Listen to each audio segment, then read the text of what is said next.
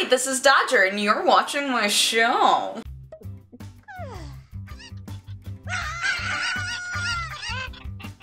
So, year of streaming, going okay right now. I know that we're like a few months in to the year, and I haven't been streaming all that much, but I streamed twice this last week, and they both went very well, and you were all lovely, and now I have Purbot, who is the best moderating robot in the world. So yeah, I'm having fun. I'm excited. I'm gonna stream more. I'm gonna stream more.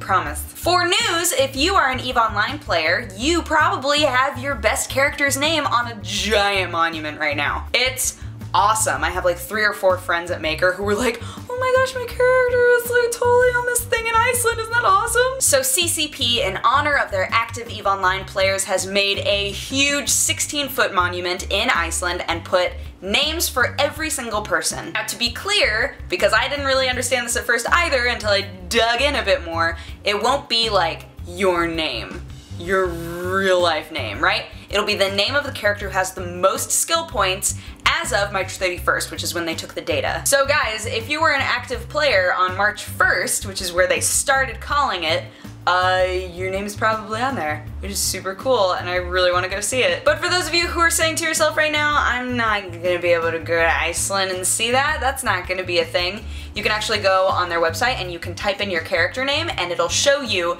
the exact spot on the monument where you can see the name, which is super cool. I think they also have an app for it.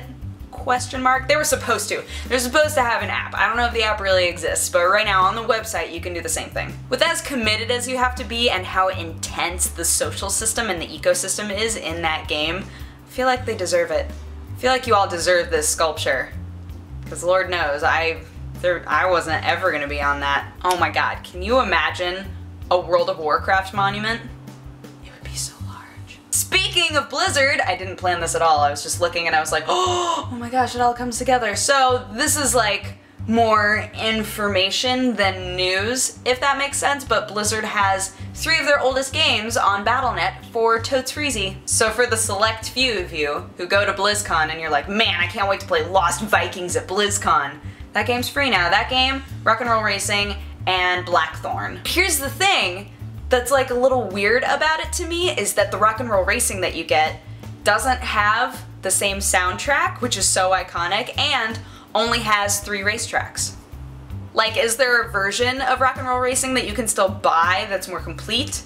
Or is this just the version of Rock and Roll Racing that's on Battle.net and people are now noticing more because it's free and more people are downloading it? I don't know. Right now, because there can only ever be drama, on one side people are saying, well, I mean, they weren't making any money off of those games anyway, so now they're making themselves look like good guy Blizzard, giving us games for free, whatever. And then the other side is like, well, Blizzard has a really faithful following, and they've been putting out a lot of games recently, people are spending a lot of money, and I think that it's just a gesture of like, here, have these things for free. And I say, why not both? Call of Duty Advanced Warfare is looking to be the most talked about Call of Duty game in quite a while. Why, you ask? Why Kevin Spacey, of course. Kevin Spacey is lending his voice and his likeness to the next Call of Duty game, and he is going to be the antagonist. Something Irons. Jonathan Irons. It's one of those situations where that piece of information just kind of slipped out, like somehow the internet found out, oh, Kevin Spacey's gonna be in the next Call of Duty game, it's gonna be crazy. And so they just said, you know what, whatever, here's the trailer. And the trailer's pretty cool. Like, as somebody who doesn't care about Call of Duty at all, I was like, works, man. That algorithm. Netflix figured it out. Sledgehammer Games figured it out. Everyone loves Kevin Spacey. Now this is the very first Call of Duty by Sledgehammer because they're on a 3-year cycle now, I believe. There are 3 different development companies that are all working on Call of Duty games. They're not just going to be doing like one, and then the other, and then the other, and then the other. They now have Sledgehammer in the mix, so everybody's going to get 3 years to develop their Call of Duty, and I think that it'll probably mix everything up a bit.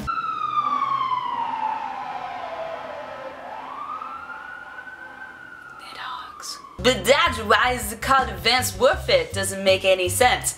That's because you are a technologically advanced soldier in the year 2054. You are also apparently part of what is called private military contractors, which I'm going to assume means you're not really a soldier, you're a merc that we're pretending is legitimate, and you have alterations in your body so you have an exoskeleton and you can beat guys up.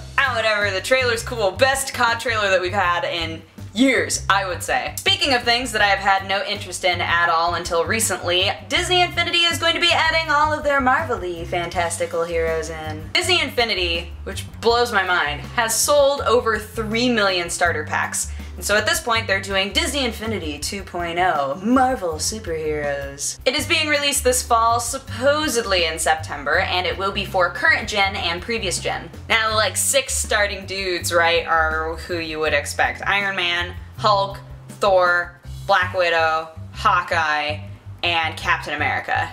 Did I say those right?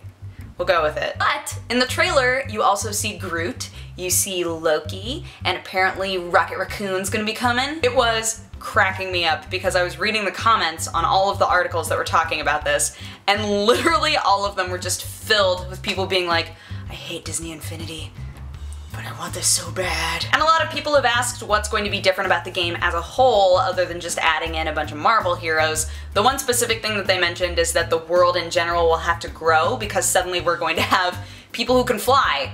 And that's gonna make it a bit difficult. The world needs to be bigger. I'm just so torn. I've always hated that business model. Like the business model of Skylanders, I've always hated. And then Disney Infinity came out and it was more expensive than Skylanders and I was like, oh, I hate this too. But looking at the trailer, I'm like, oh, this is so cute. It's so adorable. It reminds me a lot, honestly. It reminds me a lot of like the Lego games, except with more roundedness because they're not block toys. So it's just really appealing, you know? It's emotionally appealing to people. I'm probably not gonna buy it, but right now I'm like, oh, maybe. So pretty much all of us know that Steven Spielberg is working on a Halo series for Xbox. Up until now, they've made it pretty clear that anything that's gonna be made for the Xbox is going to be exclusive. You're gonna have to have an Xbox to watch it, and it's gonna be nuts. Well, that super premium TV content, Xbox exclusive stuff is probably going to be showing up on Showtime first. Microsoft has been in deep talks with Showtime to see whether or not they would be willing to put the episodes of their exclusive shows up a week early before the Xbox users get them. Now, we get it eventually, so it doesn't really matter. It's just the principle of the thing of saying, it's a really exclusive thing. Kind of. I get that that's like a bad symbol for some of you. They're also in talks to work on a Forza series, a Gears of War series, and a Fable series. So this won't just be for Halo, it'll be across the board and things are looking very good. So if you have Showtime, awesome. If you don't have Showtime, you're gonna have to wait a week, which sucks because you were promised something different and I think that that's a little dumb. I am like legitimately curious to know how this is gonna be though. It's probably gonna be great, honestly. Like, real talk right now. Steven Spielberg directing a Halo series is probably gonna be excellent. Do we still make fun of him constantly for doing it? Yes, we do. But I'm also like racking my brain about what franchises they're leaving out. Like, which games should totally be turned into a show? And it'll never be on their radar and it'll never happen, but it should have happened. As a final bit of news, if you are in the state of Washington in the United States of America, you are officially suing a company for Kickstarter fraud. So some of you might remember Altius, which is a company that made the Asylum playing cards game through Kickstarter. Now, they promised everybody quite a few things, and they made more than 10,000 over their goal. This was a couple of years ago, and still, nobody has gotten a thing. So the state of Washington was like, hell nah, and they say, Washington State will not tolerate crowdfunding theft. Crowdfunding theft is a thing now, that's crazy. Like, that's a legitimate thing that you can say in court. There is a misunderstanding amongst most people that use Kickstarter. Most people believe that in the Kickstarter terms of service it just says, you're donating money and if you don't get anything back then boo-hoo. Kickstarter does say that you are legally obligated to either give your backers their rewards or redeem them their money. Altius has done neither of these things. They have not kept in contact with anybody. It's been radio silence. The reason that I find this story interesting, aside from the fact that an entire state is getting involved in Kickstarter, I find this interesting because an entire state is getting involved in Kickstarter and it's probably going to affect the way that Kickstarter runs in the future. Like, a lawsuit this big is gonna make a wave. It's gonna change some things. And Altius is probably like mega screwed. Like, real mega screwed. They asked for 15,000 and they got over 25,000. Like, how do you not follow through on that? But that's, I mean, that's happened with other people, this one just turned into a bigger thing. Personally, I have never had a situation where I participated in a Kickstarter and not gotten my things. Thank goodness. But if you have, and you've been under the assumption that, well, in Kickstarter Terms of Service it says that I'm SOL, untrue. Untrue. You should look into it. Anywho, that is my show. Thank you so much for watching. If you have a positive or a negative response, feel free to leave it in my comment section. And if you would like to have coffee with me, you can click wherever I put the annotation, and it'll take you to my other channel. Also, the final charity video is going up tomorrow, so be sure to tune in for that. And I hope you guys had an amazing week. I will talk to you again next Saturday. Bye-bye! Mwah! Something irons.